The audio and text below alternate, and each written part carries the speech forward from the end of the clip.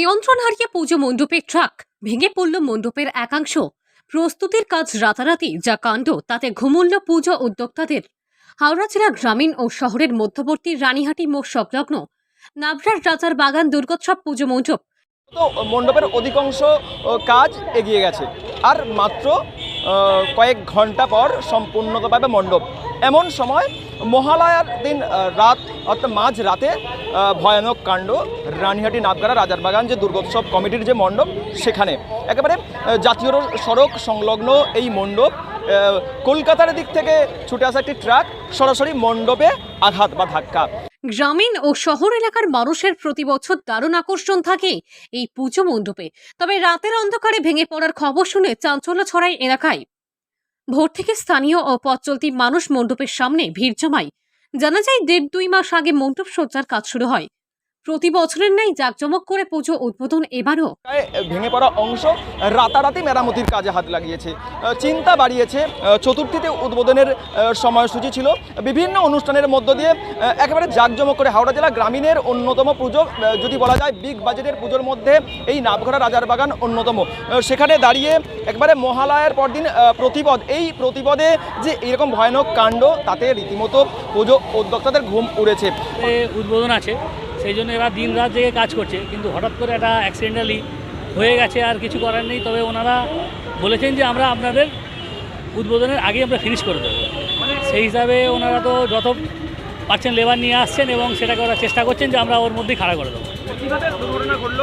একটা 16 চাকা লরি ছিল স্টোনশিপের, সম্ভবত ড্রাইভারের মিস্টেক, উনি ঘুমিয়ে পড়েছিলেন বা কিছু একটা ব্যাপার হয়েছিলেন, যাতে উনি আর কন্ট্রোল না করতে পেরে এখানে ঢুকিয়ে দিয়েছেন। আবার আমাদের আরেকবার চিন্তাভাবনাটা এক্সট্রা করতে হবে। এসব মায়েরই কি বা ভাবছি আমরা, এবং মাই আমাদেরকে এই সমস্যা থেকে উদ্ধার করে দেবে। একটি লরি এসে আমাদের মণ্ডপে ধাক্কা মারে। আমাদের মণ্ডপের ভেতরে তখন কাজ চলছে। আমাদের এখন লাস্ট যেহেতু কয়েকদিন বাকি, সারা ধরেই কাজ চলার কথা ছিল। তো তারা যখন পায়, ইঙ্গিত পায়, তারা ছুটে বেরিয়ে আসে এবং আমাদের ক্লাবের সকল সদস্যকে ডাকে। কারণ আমরা কাজ আমাদের 15ই আগস্ট থেকে ছুটি পুজো হয়ে যায়, তারপর থেকে কাজ শুরু হয়ে যায়। হ্যাঁ, রিপেয়ার কাজ শুরু হয়ে গেছে, দেখতেই পাচ্ছেন আপনারা, শুরু করে দিয়েছে। ওটা এখন আমরা কমিটিটা বসে আলোচনা। চতুর্থীতে উদ্বোধন, সেই মতো প্রস্তুতি অন্তিম পর্যায়ে প্রস্তুতি চলছে।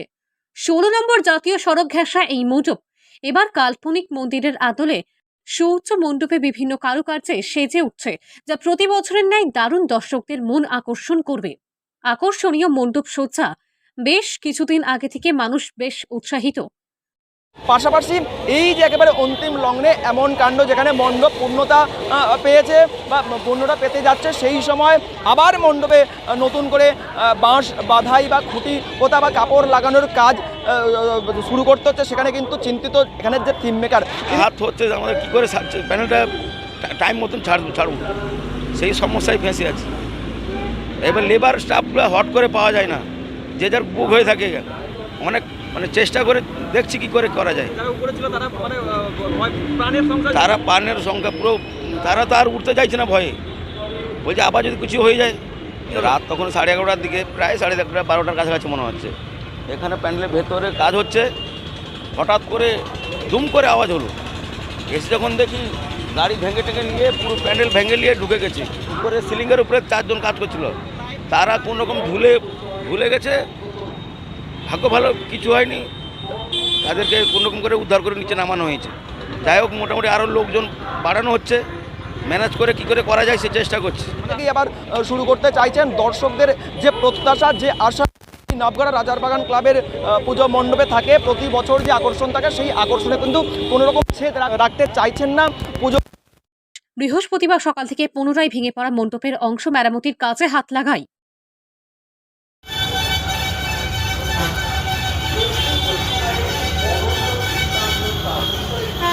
হাওড়া থেকে রাকেশ মাইতির রিপোর্ট, লোকাল 18 বাংলা।